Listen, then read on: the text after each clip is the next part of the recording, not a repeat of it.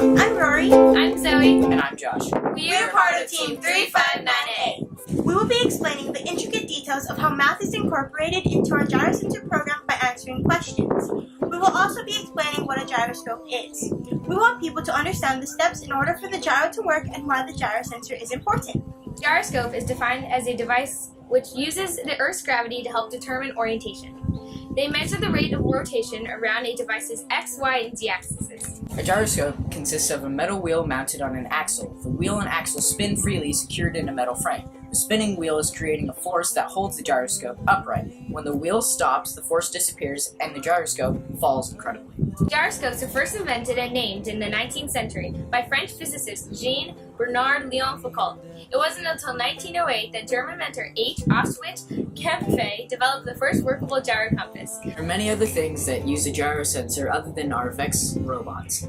A submarine uses a gyro sensor by using internal guidance systems that keep track of the ship's motion from a fixed starting point.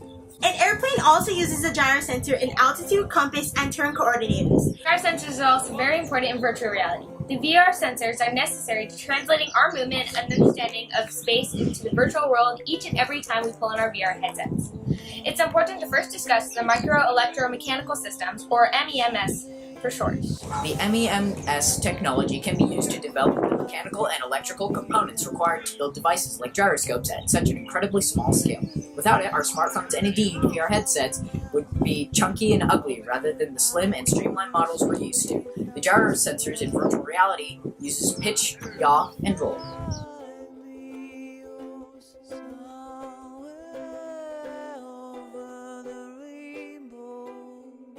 We frequently use our gyro sensor in autonomous navigation. The gyro sensor helps our robot center itself by using a gyro center function, and it also helps our robot H-drive will correct itself using a gyro drive function.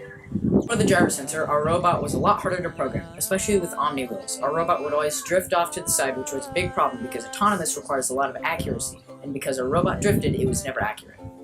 When we added in the gyro sensor, our robot stopped drifting. What the gyro sensor did was that it found value error and then used value error to calculate gyro correction. Then after it found gyro correction, it calculated gyro value.